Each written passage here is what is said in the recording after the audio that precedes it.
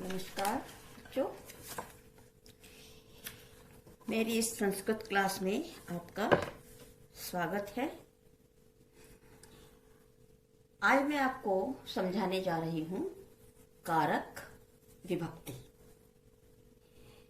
लेकिन उससे पहले मैं आप लोगों को ये बता दूं कि आप मेरे इन वीडियोस को ध्यान से देखा करें, जितने भी मैं भेजती हूँ, और उसको वीडियो को आप पूरा पढ़ें, पूरा सुने, देखें, और उसको आपको अच्छा लगे आप उसको लाइक करिए।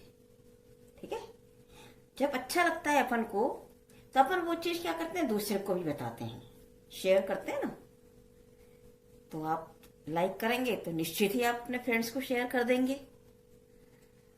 ठीक है?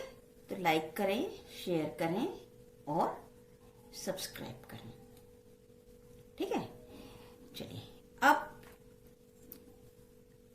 इससे पहले के वीडियो में मैंने आपको कारक समझाए थे, कितने कारक होते हैं, क्या होते हैं, सब बताया था। आज मैं आपको कारक विभक्ति बता रही हूँ।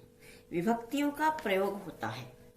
आप जानते हैं कि संस्कृत में जो शब्दों के रूप चलते हैं, जैसे राम शब्द के रूप पुल्लिंग में, स्त्रीलिंग में लता, बाला, कन्या, शाला, बालिका, इनके रूप, नपुंसकलिंग में फलम, गृहम, पुस्तकम, व्यजनम, फल, कदली फलम, ये जो सारे रूप चलते हैं, ये सभी रूप विभक्तियों में चलते हैं, है ना। तो विभक्तियों में रूप चलते हैं तो आपको कितनी विभक्तियां होती है उसमें बच्चों? 7 विभक्तियां।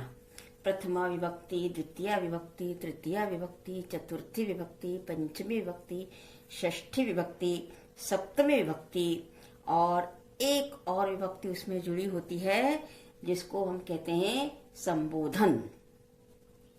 ठीक है? आप देखिए, पुल्लिंग में, स्त्रीलिंग में, इनमें संबोधन तक विभक्तियां माने 8 विभक्तियां होती हैं। मुख्य विभक्तियां 7 होती हैं, प्लस उसमें एक और विभक्ति जुड़ी होती है जिसको कहा जाता है संबोधन। अब मैं आपको एक एक विभक्ति करके सबसे बताऊंगी सबको, लेकिन उससे पहले मैं आपको ये क्लियर कर दूं कि विभक्ति क्या होती है, क्योंकि याद तो सब कर लेते हैं। प्रथमा विभक्ति रामः, रामौ, रामाः, रट लेंगे।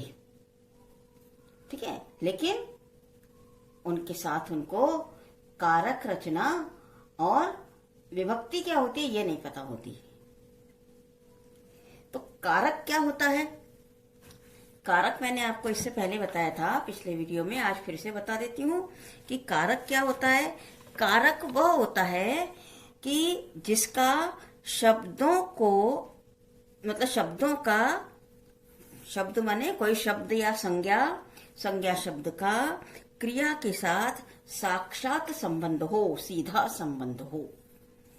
है समझ में? शब्दों के साथ, संज्ञा शब्दों के साथ क्रिया का साक्षात जहां संबंध होता है, उस चीज को कहा जाता है कारक। क्लियर? अब विभक्ति क्या होती है? तो क्रिया के साथ संज्ञा शब्दों का संबंध समझाने वाला चिन्ह जो होता है उसे कहते हैं विभक्ति। कारक क्या हो गया कि शब्दों के साथ, मतलब क्रिया और शब्दों का साक्षात संबंध बताना। ठीक है? क्रिया और शब्द में क्या संबंध है वो बताएगा, वो होगा कारक। और विभक्ति क्या होगी कि उस संबंध को समझाने वाला, बताने वाला जो चिन्ह होता है उसको कहते हैं विभक्ति। क्लियर? अब ये विभक्तियां बच्चों 2 तरह की होती हैं। एक होती है कारक विभक्ति, एक होती है उपपद विभक्ति। ठीक है? तो अभी हम पहले इस वीडियो से केवल कारक विभक्ति को समझेंगे। कारक विभक्ति, आपको कारक भी मालूम है, संज्ञा और, मतलब संज्ञा और क्रिया के साथ साक्षात संबंध। संज्ञा से मतलब कोई भी शब्द है ना, उसका और क्रिया का संबंध, ये कारक हो गया। और विभक्ति हो गया उसको बताने वाला शब्द, चिन्ह। ठीक है? अब विभक्तियां मैंने आपको प्रथमा से सप्तमी, अष्टमी तक पूरी बता दी। अब आप देखिए कि एक एक विभक्ति, जैसे प्रथमा विभक्ति, प्रथमा विभक्ति का कारक कौन सा होता है? कर्ता, माने सब्जेक्ट। ठीक है, कोई भी वाक्य हो, आप किसी भी भाषा में पढ़ेंगे तो वहां कर्ता और क्रिया ये दो तो मुख्य रहते हैं, सब्जेक्ट एंड वर्ब। फिर उसमें ऑब्जेक्ट भी आ जाता है, ठीक है, फिर उसमें एडजेक्टिव भी आ जाता है। तो मूल जो है वाक्य बनाने के लिए वो होना चाहिए सब्जेक्ट एंड वर्ब, माने कर्ता और क्रिया। तो हमारी प्रथमा विभक्ति जो होती है वो होती है, उसका कारक होता है कर्ता कारक, और इसका चिन्ह होता है ने, कर्ता ने। ठीक है, अब हम इसका उदाहरण देखते हैं, क्योंकि पहले हम इसमें दो ही चीज देख रहे हैं, बालकः पठति। ठीक है, अब इसमें क्या है? बालकः पठति, इसका हिंदी अर्थ क्या होगा? बालक पढ़ता है। क्लियर? तो अब देखिए इसमें कर्ता क्या है, कौन पढ़ रहा है? बालक। तो ये प्रथमा विभक्ति में होगी। और पठति ये भी प्रथम पुरुष में है। तो अभी तो हम क्या कर रहे हैं? प्रथमा विभक्ति पढ़ रहे हैं। तो प्रथमा विभक्ति में बालक शब्द जो होता है उसका रूप चलता है बालकः। राम शब्द होगा तो रामः, है ना? तो बालकः पठति, बालक पढ़ता है। यहाँ पर हमने प्रथमा का प्रयोग किया हुआ है, प्रथमा विभक्ति है। दूसरा, अब यहाँ चिन्ह दिया है ने। हाँ, आपको ये भी तो सवाल होगा कि ये ने तो बता दिया, ने कहाँ है? तो ने जो है वो इसमें छुपा होता है। हमेशा प्रथमा विभक्ति कर्ता कारक में ने ये छुपा होता है उस वाक्य में, बालक पढ़ता है। इसी को हम अगर भूतकाल में कर लेंगे लंग लकार में, ये तो हमने अभी लट लकार वर्तमान काल में किया। इसी को अगर हम भूतकाल में लंग लकार में करेंगे तो क्या हो जाएगा? बालकः, बालकः, और हम यहाँ कर देंगे अपठत, माने पढ़ा। तो बालक ने पढ़ा। जब हम भूतकाल में हमने उस वाक्य को किया तो वह हमारा ये ने जो है ये आ गया। वर्तमान में किया तो ये ने हमें क्लियर नहीं आया, लेकिन ने इसमें छुपा हुआ है। ठीक है, दूसरा उदाहरण देखिए, रमा पत्रम लिखती। रमा पत्र को लिखती है। अब यहाँ रमा का संबंध सीधा कहाँ आ गया? लिखने से। बालक का संबंध सीधा कहाँ आ गया? पढ़ने से। ठीक है, तो इसलिए इसको कारक विभक्ति कहा जाता है।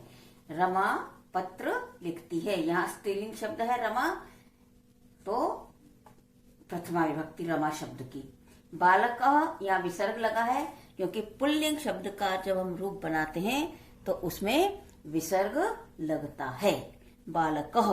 स्त्रीलिंग शब्द की प्रथमा विभक्ति में विसर्ग नहीं लगता, क्योंकि स्त्रीलिंग शब्द में कोई ना कोई मात्रा, ईकारांत, नदी, रमा, सरिता, निधि होते हैं लड़कियों के नाम स्त्रियों में, तो इसलिए वहां पर कोई मात्रा कोई विसर्ग नहीं होता, क्योंकि वहां कोई ना कोई मात्रा होती है। क्लियर? तो आप देखिए द्वितीय विभक्ति।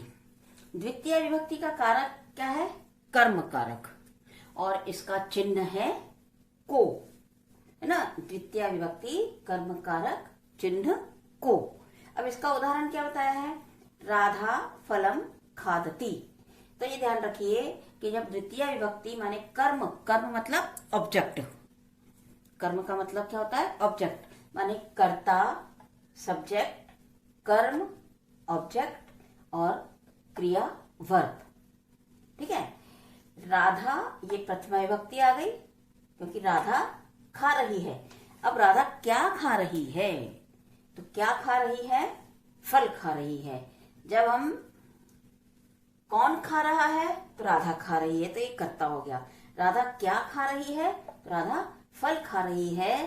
तो जिस चीज को जो कार्य किया जाता है, मैंने कारक में बताया, तब भी बताया था कि जिस काम को कर्ता जो है बड़े मन से करता है, मनपूर्वक उस कार्य को पूर्ण करता है, तब वहां पर कर्म कारक माने द्वितीय विभक्ति होती है।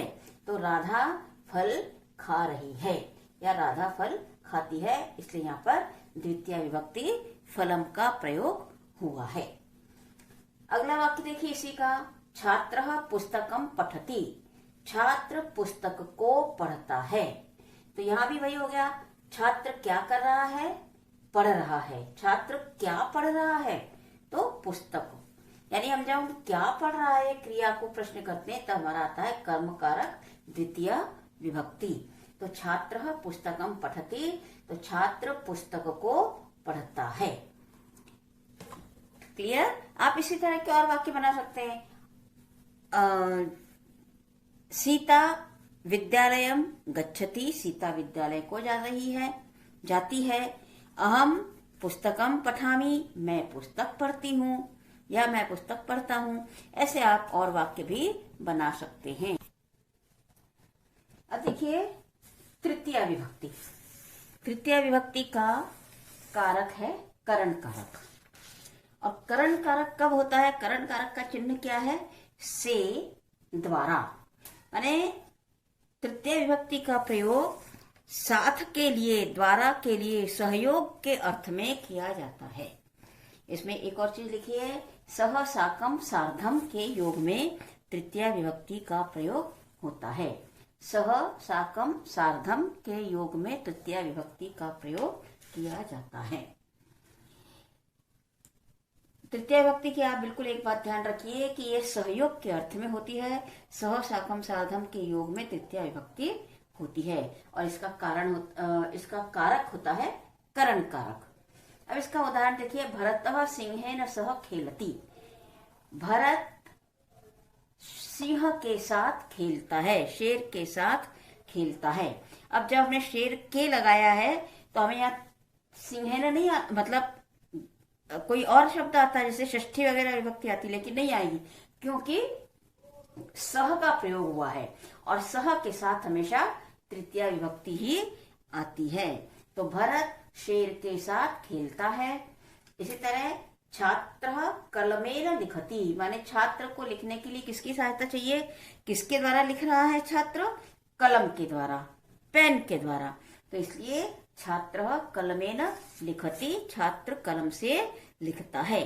तृतीय विभक्ति समझ में आ गई आपको कि तृतीय विभक्ति में आप ध्यान रखिए कि सहयोग के अर्थ में तृतीय विभक्ति होती है और सह साकम सार्धम के योग में तृतीय विभक्ति होती है। इसका चिन्ह से या द्वारा है। क्लियर। अब देखिए इसी क्रम में चतुर्थी विभक्ति। चतुर्थी विभक्ति का कारक है संप्रदान कारक और इसका चिन्ह है के लिए। माने हमें जब कोई भी काम करना है तो उसका कोई कारण होना चाहिए। ठीक है, हम बाजार जाते हैं कुछ खरीदने के लिए, हम स्कूल जाते हैं, विद्यालय जाते हैं पढ़ने के लिए, बगीचे में जाते हैं घूमने के लिए। यानी जहां कोई कारण होता है के लिए, है ना, दूध पिया जाता है अच्छे स्वास्थ्य के लिए। ठीक है, तो जहां के लिए शब्द आता है, चिन्ह आता है, वहां पर चतुर्थी विभक्ति लगती है। जैसे उदाहरण देखिए, छात्राः पठनाय विद्यालयं गच्छन्ति। छात्र बहुवचन किया है मैंने, छात्र पठनाय पढ़ने के लिए, विद्यालयम गच्छन्ति विद्यालय जाते हैं। किसी भी चीज की चतुर्थी विभक्ति लगाएंगे तो वहां पर के लिए चिन्ह होगा, ये ध्यान रखिए। जब भी के लिए आता है हमको चतुर्थी विभक्ति का चिन्ह लगाना है और उसका कारक संप्रदान कारक। तो आगे समझे, छात्राः माने छात्र, पठनाय पढ़ने के लिए, विद्यालयम गच्छन्ति विद्यालय जाते हैं। दूसरा उदाहरण देखिए कि बालिका भ्रमणाय गच्छति। बालिका घूमने के लिए, भ्रमण करने के लिए, घूमने के लिए जाती है। बच्चों यहाँ तक मुझे लग रहा है आपको ये समझ में आ गया है चतुर्थी विभक्ति। बच्चों अब हम पढ़ेंगे पंचमी विभक्ति। पंचमी विभक्ति का कारक होता है अपादान कारक और इसका चिन्ह होता है से। अलग होने के अर्थ में, ये विशेष बात है इसमें। तृतीय विभक्ति का से जो होता है वो होता है सहयोग के अर्थ में, और पंचमी विभक्ति का से होता है अलग होने के अर्थ में। अब आप इसमें उदाहरण देखिए, वृक्षात पत्राणि पतंती, माने वृक्ष से पत्ते पत्ते गिरते हैं। अब पत्ते जो है, पत्ते वृक्ष से अलग हो रहे हैं, तो इसलिए यहाँ पर अलग होने के अर्थ में हमने पंचमी विभक्ति, वृक्ष शब्द की पंचमी विभक्ति का प्रयोग किया है। इसी तरह दूसरा उदाहरण देखिए आप, अहम विद्यालयात् गृहं गच्छामि, मैं विद्यालय से घर जा रहा हूँ या जाता हूँ। तो विद्यालय से जब घर जा रहा है, मतलब मैं जब विद्यालय से घर जा रहा हूँ, तो क्या हो रहा है कि विद्यालय वहीं छूट गया है और मैं वहां से अलग हो चुका हूँ, तो इसलिए विद्यालय शब्द की पंचमी विभक्ति यहाँ पर आएगी। समझ में आ गया? जब मूल वस्तु से अलग होने का भाव होता है जिस वाक्य में, और जिसमें से शब्द आता है, वहां पंचमी विभक्ति होती है। अगली विभक्ति देखिए, षष्ठी विभक्ति। षष्ठी विभक्ति का कारक लिखा है मैंने संबंध कारक, लेकिन संबंध कारक जो होता है वो केवल विभक्ति अर्थ में ही होता है। यहाँ मैंने लिखा है विभक्ति अर्थी, माने विभक्ति के अर्थ में ही संबंध कारक होता है। इसका चिन्ह होता है का, की, के, रा, री, रे। जहां भी संबंध आता है, हम देखते हैं जहां भी दो चीजों में, दो वस्तु में संबंध बताया जाता है, वहां पर मेरा भाई है ना, राम का दोस्त, राम का मित्र, राजा का सेवक, तो यहाँ का आया, की आया, रा, री, रे। मेरे मित्र, मेरी बहन, तो रा, री, रे आया। राम का भाई, लक्ष्मी की बहन, उनके दोस्त, उनके परिचित, तो काकी के रा, री, रे ये आता है। उदाहरण देखिए, भरतः रामस्य भ्राता अस्ति, भरत राम का भाई है, तो राम का आया, इसलिए हमने राम शब्द की षष्ठी विभक्ति लगाई। सह नृपस्य सेवकः अस्ति, वह राजा का सेवक है, तो यहाँ नृपस्य माने राजा का, नृप माने होता है राजा, राजा का सेवक है, तो हमने यहाँ पर नृप शब्द की षष्ठी विभक्ति लगाई है। अब देखिए आप सप्तमी विभक्ति। सप्तमी विभक्ति का कारक अधिकरण कारक, और उसका चिन्ह है में, पे, पर। फिर मैंने नीचे एक लाइन लिखी है, आधारे सप्तमी भवति, माने किसी आधार के लिए जहां आधार बताया जाता है, बेस होता है, वहां पर सप्तमी विभक्ति होती है। अब जैसे में, पे, पर, तो इसके उदाहरण हिंदी में कैसे होता है कि समुद्र में मगर, तो में आ गया, ठीक है। पेड़ पर बंदर, तो वहां पर आ गया। इसी तरह आश्रम में मुनि, में, पे, पर, पेड़ पे बंदर बोलते हैं, पेड़ पर बंदर बोलते हैं, दोनों बोलते हैं, है ना। तो जहां आधार होता है वहां सप्तमी विभक्ति होती है। इसका उदाहरण देखिए, मुनि आश्रमे निवसति, मुनि आश्रम में रहते हैं। अब मुनि के रहने का स्थान आधार क्या है? आश्रम, तो इसलिए हमने यहाँ पर इसकी सप्तमी विभक्ति कर दी, तो मुनि आश्रम में रहते हैं। आश्रम की सप्तमी आश्रमे।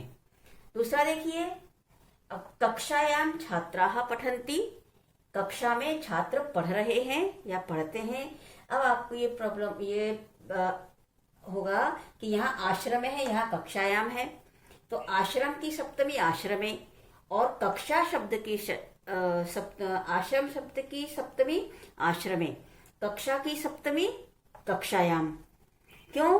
क्योंकि आश्रम शब्द पुल्लिंग है, कक्षा शब्द स्त्रीलिंग है। आपको इनका प्रयोग करते समय विभक्तियों में, आपको इसमें विभक्ति का प्रयोग करते समय आपको ये ध्यान रखना पड़ेगा किसी भी वाक्य के साथ कि वो वाक्य पुल्लिंग का है या स्त्रीलिंग का है। हमें जिस शब्द का प्रयोग करना है वो पुल्लिंग में है या स्त्रीलिंग में, इस चीज का आपको ध्यान रखना पड़ेगा।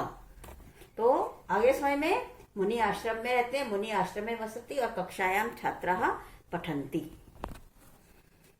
अगली है संबोधन विभक्ति। संबोधन विभक्ति का कारक भी संबोधन ही होता है, क्योंकि संबोधन कारक भी विभक्ति अर्थ में ही होता है। और हमेशा संबोधन में प्रथमा विभक्ति होती है। यहाँ मैंने लिखा है ना, संबोधने प्रथमा भवति, माने संबोधन में प्रथमा होती है। जैसे आप किसी शब्द रूप को देखेंगे तो उसकी प्रथमा विभक्ति जो होगी वही उसी का प्रयोग संबोधन में होगा, लेकिन उसके आगे यदि विसर्ग होता है, प्रथमा विभक्ति में हम विसर्ग लगाते हैं, रामः करते हैं, तो हम यहाँ पर रामः नहीं, केवल हमने राम लिखा है, वहां विसर्ग नहीं लगेगा। अब इस संबोधन विभक्ति का चिन्ह क्या है? हे भो। उदाहरण देखिए, हे राम त्वम कुत्र गच्छसि। हे राम तुम कहाँ जा रहे हो? अरे राम तुम कहाँ जा रहे हो? फिर हे बालिके अत्र आगच्छ। हे बालिके, हे कन्या, हे लड़की यहाँ आओ। अब इसमें हमने प्रथमा के हिसाब से प्रयोग किया, लेकिन इसमें हमने स्त्रीलिंग, पुल्लिंग में तो प्रथमा विभक्ति के हिसाब से प्रयोग होगा, लेकिन स्त्रीलिंग में प्रथमा विभक्ति का शब्द संबोधन में नहीं आएगा, वहां पर उसको ए बन जाएगा। जैसे बालिका होता है तो बालिका का बालिके, बालिका रमा कन्या माला, तो बालिके रमे कन्ये माले, है ना। तो ये ध्यान रखेंगे आप, स्त्रीलिंग में संबोधन का प्रयोग करते समय आप ध्यान रखेंगे कि प्रथमा का आ नहीं आएगा। बच्चों, आपको अब ये वीडियो कैसा लगा आप बताएंगे, आप उसको प्लीज लाइक करिए, शेयर करिए और सब्सक्राइब भी करिए।